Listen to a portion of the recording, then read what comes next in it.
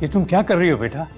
तुम्हें पता भी इसके कॉन्सिक्वेंसेस क्या हो सकते हैं? हरदेव के हिसाब से अनन्या ने हाथ आई एक अच्छी अपॉर्चुनिटी ठुकरा दी थी। सनी ने तो सामने से ही कॉल किया था और रिक्वेस्ट की थी, लेकिन अनन्या ने तो पल्ला ही झाड़ दिया। अनन्या डिजाइनर बुटीक से बाहर आकर एक बेंच पर बैठ गई और उसने तुरंत अभिनव को एक मैसेज किया। दूसरी तरफ अभिनव फोन पर अकरम से बात कर रहा था। उन दोनों का प्लान था कि आज का लंच साथ में करते हैं। जैसे ही अभिनव ने फोन रखा, वैसे ही उसने देखा कि अनन्या ने उसे मैसेज किया है। अभी थोड़ी देर पहले भैया का कॉल आया था। वो मुझे कह रहे थे कि बीआर ग्रुप के साथ अब मुझे ही कॉर्पोरेशन करना है। मैंने उन्हें मना कर दिया। अब मुझे क्या करना चाहिए? जब अभिनव ने ये मैसेज पढ़ा तो उसका दिल खुशी के मारे गार्डन हो गया था। अभिनव को अच्छा लगा कि उसकी बीवी ने उसकी बातें सुनना और मनाना शुरू कर दिया। अब तुम्हें थोड़ा इंतजार करना चाहिए और परेशान मत हो। आज नहीं तो कल तुम्हारे भैया तुम्हें दोबारा कांटेक्ट करने की जरूर कोशिश करेंगे, लेकिन तुम्हें तब तक अग्री नहीं करना है जब तक वो तुमसे तुम्हारे फायदे की बात ना करें। उनकी कंडीशंस तभी माननी है जब वो तुम्हें कुछ दे।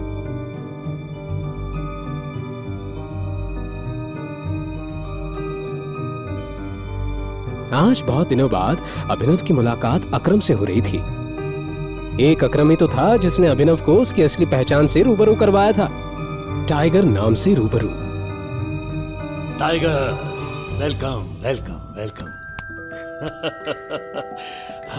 आओ, इधर बैठो। अकरम ने अभिनव को सम्मान देते हुए मेन चेयर पर बैठाया और कहने लगा कि उसने उसे एक खास मकसद के लिए बुलाया है। उसके बाद अकरम ने जैसे ही एक ताली बजाई, वैसे ही काले कपड़ों में एक आदमी उस कमरे में आया। उसके हाथ में एक छोटा सा बॉक्स था। अकरम ने उस आदमी के हाथ से उस बॉक्स को लिया और अभिनव को देखने लगा। इसे मैंने खास तुम्हारे लिए प्रिपेयर किया था। पिछले 18 सालों से ये अमानत मेरे साथ थी, लेकिन अब वक्त आ गया है कि ये उसके हाथों में जाए जिसकी अमानत है। अकरम अंकल,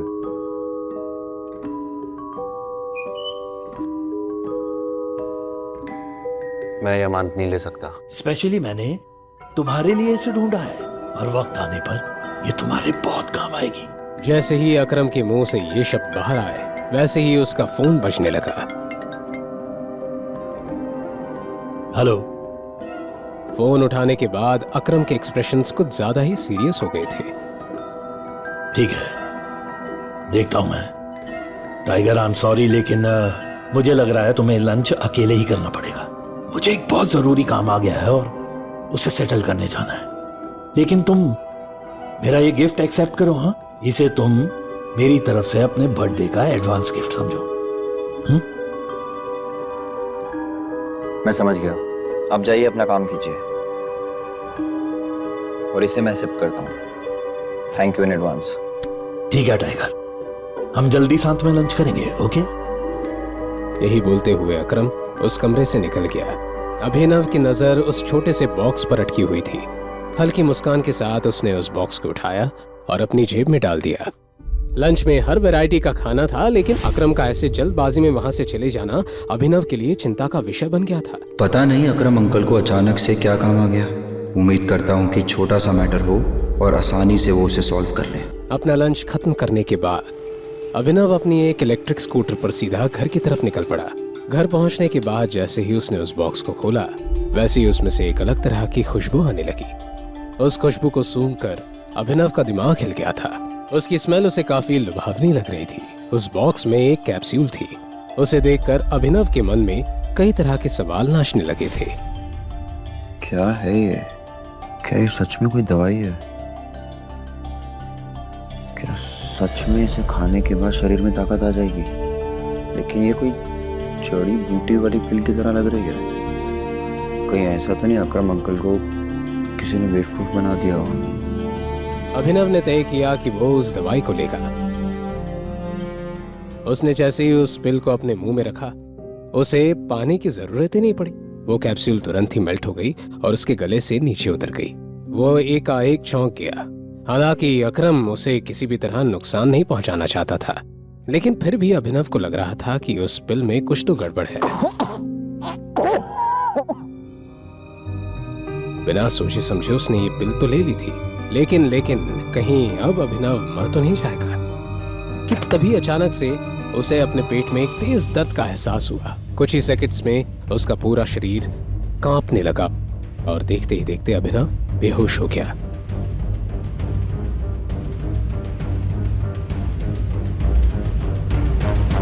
जब उसकी आंख खुली तो लगभग रात हो गई थी। अभिनव ने आंख खोली थी कि तभी अचानक से उसे तेज बदबू आने लगी। इस समय उसके कपड़े पूरी तरह गीले हो गए थे और उनमें से भी बदबू आ रही थी। वो काफी डिस्गस्टिंग लग रहा था। अभिनव के पास सोचने का बिल्कुल टाइम नहीं था। वो शावर लेने के लिए बाथरूम चला गया। अपने शरीर को अच्छे से साफ करने में उसे करीब 1 घंटा लगा। नए कपड़े पहनकर वो बाथरूम से बाहर आए। बेहोश होने के बाद जिस जगह पर वो गिरा उस जगह पर येलोइश कलर का लिक्विड जम गया था। वहां से और भी ज्यादा बदबू आ रही थी और उसे साफ करने में अभिनव को और आधा घंटा लगा। अकरम अंकल को किसी ने बेवकूफ़ी बनाया है। ताकत वाकत तो छोड़ो, दर्द अलग दे दिया है, ऊपर से ये बदबू। मुझे तो अभी ये भी नहीं पता कि इस दवाई के और कितने साइड इफेक्ट्स होंगे। जैसे ही कमरे की सफाई हुई वैसे ही अनन्या और हरदेव घर आ गए। अच्छी शॉपिंग होगी ना आज, है ना? और टाइम पर भी हो गए, एकदम टाइम पर। तुमने खाना बना दिया? दरअसल मुझे काम था तो मैं खाना नहीं बना पाया। मैं सोचता था क्यों नहीं आज हम बाहर खाना खाने चल रहे हैं। अच्छा, आज से पहले तो ऐसे बहाने सुनने को मिले नहीं थे। अरे सारा दिन घर पर रहते हो, काम धाम करने का कुछ है नहीं। लगता नहीं आजकल साहबजादे कुछ ज्यादा बिजी रहने लगे हैं। अनन्या को भी अभिनव की बात कुछ हजम नहीं हुई, लेकिन अभी कुछ दिनों से अभिनव का बदला रूप देखकर अनन्या अभिनव से चिढ़ नहीं सकती थी। इसलिए अनन्या ने कहा, एक्चुअली दादाजी, मैं भी सोच रही थी कुछ दिनों से क्यों ना हम खाना खाने बाहर चले।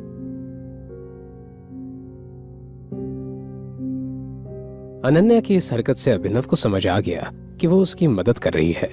अभिनव का दिल गार्डन हो गया।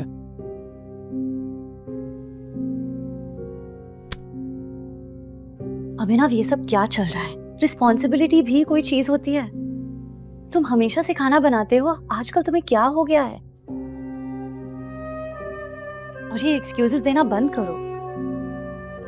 ठीक है। परसों सनी भैया का बर्थडे है। 2 दिन के अंदर उनके लिए एक अच्छा गिफ्ट लाना है, सस्ता सामान नहीं, और 1000 बार सोच लेना खरीदने से पहले, नहीं तो हमेशा की तरह मुझे एम्बैरेस होना पड़ेगा। रंगरेज रेस्टोरेंट, सनी सिंह के जन्मदिन वाला दिन। अभिनव, अनन्या, हरदेव सभी वेन्यू पर अलग अलग पहुंचने वाले थे क्योंकि सभी को सनी के लिए तोहफे लेने थे।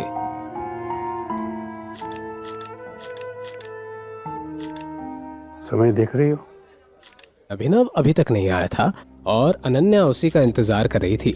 अभिनव ने अनन्या से प्रॉमिस किया था कि इस बार वो भी गिफ्ट देगा, वो सबसे हटके होगा। लेकिन उसके बाद भी अनन्या के दिल में एक खलबली मची हुई थी। जब अनन्या ने देखा कि अभिनव अपने हाथ में ऑर्डिनरी लकड़ी का बॉक्स हाथ में लेकर वहां पहुंच गया है तो उसके चेहरे पर 12 बज गए। क्या यार अभिनव, कम से कम बॉक्स तो गिफ्ट रैप करवाती। अरे मुझे वैसे भी रैप नहीं कराना था और मेरे पास टाइम भी नहीं था ये रैप कराने का। खैर छोड़िए ना, क्या फ़र्क पड़ता है कि ये बॉक्स कैसा है, बॉक्स के अंदर सामान क्या है वो मैटर करता है ना। अब जब सभी लोग भैया को गिफ्ट देने लगे तब इस बॉक्स को उन गिफ्ट्स के साथ रख देना। इस बार मुझे कोई ड्रामा नहीं चाहिए, थक गई हूँ मैं। ठीक है, जैसे तुम बोलो। सनी सिंह का वफादार दोस्त चिराग ये सब देख रहा था और अभिनव को जलील करने का ये सुनहरा मौका वो अपने हाथ से नहीं जाने देना चाहता था। अब ये फटीचर भी पार्टीज में आएंगे। चिराग, अभिनव मेरा पति है, खबरदार अगर उसे नीचा दिखाया तो। लोग अनन्या, मैं तुम्हारी फीलिंग्स को हर्ट नहीं करना चाहता, पर इस फटीचर को पता भी तो होना चाहिए कि इसकी शादी एक करोड़पति लड़की से हुई है।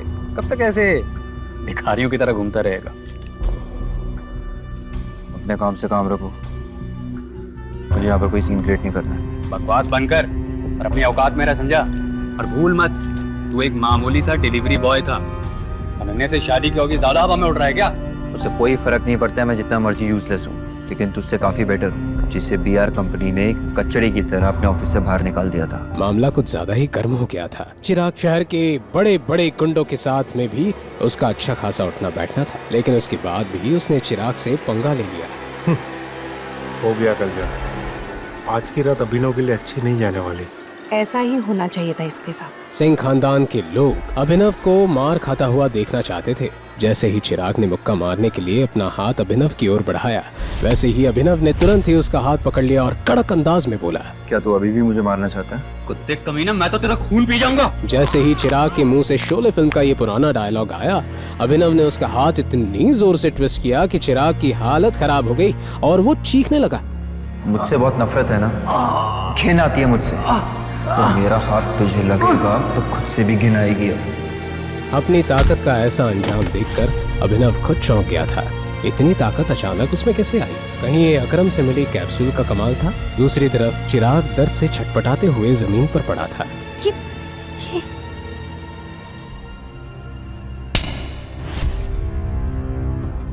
तुम अपने आप को समझते क्या हो? आज सनी का जन्मदिन है, खुशियां मनाने का दिन। अभिनव भी हरदेव को गुस्से से घूरे जा रहा था। अगर आज मैंने तुझे जान से नहीं मार दिया ना, तो मेरा नाम चिराग ओबरॉय नहीं। ये बोलते हुए चिराग ने अपना फोन बाहर निकाला था और एक नंबर डायल किया। अभिनव ने हरदेव की हर बदतमीजी सही थी, लेकिन आज पानी सर के ऊपर आ चुका था। 2 साल हो गए हैं मेरी और अनन्या की शादी को। आपको मेरा कभी भी कोई कंट्रीब्यूशन दिखाई नहीं दिया। हमेशा से आपने मेरी बेइज्जती की है, नीचा दिखाया है, और इस थप्पड़ को तो मैं हमेशा याद रखूंगा। और जिस कुत्ते को आपने 2 साल पाला, वही कुत्ता अब जा रहा है वापस। और हाँ, भौंक कर नहीं जा रहा, काट कर जा रहा है। अगर आप चाहते हो कि आपके घर में मैं वापस आऊं, उस सनी को मुझसे माफी मांगनी पड़ेगी। मेरे पांव में गिरना होगा, नाक रगड़नी होगी। Just shut up! अनन्या की नजरें अभिनव पर ही टिकी हुई थी। अभिनव के ऐसे बर्ताव को देखकर उसने महसूस किया कि वो पूरा बदल गया है, बिल्कुल एक अजनबी की तरह। दूसरी तरफ अभिनव की बात सुनकर वहां मौजूद सभी लोग एकदम शॉक्ड रह गए थे।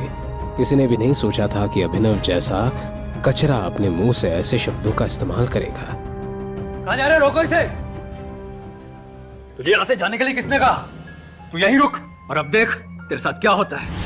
जैसे ही चिराग ने अपनी बात खत्म की, वैसे ही रंगरेज रेस्टोरेंट के बाहर कुछ कार्स तेजी से आकर रुकी। चिराग ने अभिनव की जान की सुपारी शहर के सबसे खतरनाक गुंडे इरफान को देती थी।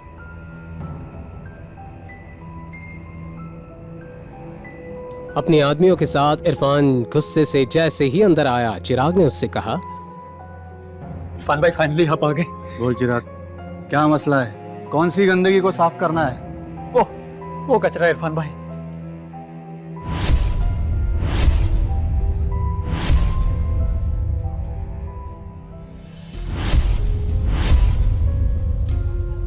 तो तुम हो जिसने मेरे भाई को मारा है। जिस कुत्ते को भौंकने की आदत हो, उसे सबक नहीं सिखाना चाहिए क्या? बेटा, तुम अभी जवान हो, तुम्हारे खून में बहुत गर्मी है, समझ सकता हूँ। पर क्या तुम्हें यह बात पता है कि मुझसे आज तक इस तरह किसी ने बात नहीं की? मुझे कोई फर्क नहीं पड़ता लोग आपसे किस तरह बात करते हैं। अगर आपने मुझसे इस तरह से बात करी तो बहुत रिग्रेट होगा आपको। लड़के, कसम से तेरे में बहुत एरोगेंस है। अब तेरे जैसे छोटे इंसान के सामने मैं एरोगेंट भी नहीं हो सकता क्या?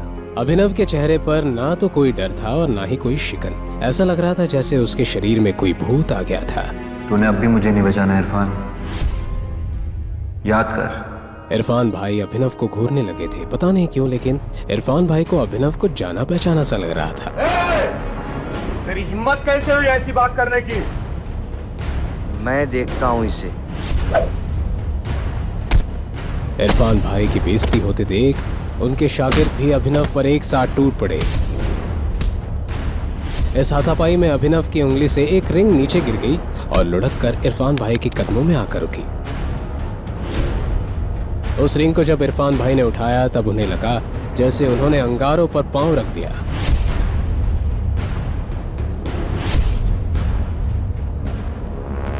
वो तुरंत अभिनव के पैरों में गिर गए और कहने लगे, टाइगर मुझे माफ कर दो टाइगर, मेरे से बहुत बड़ी भूल हो गई।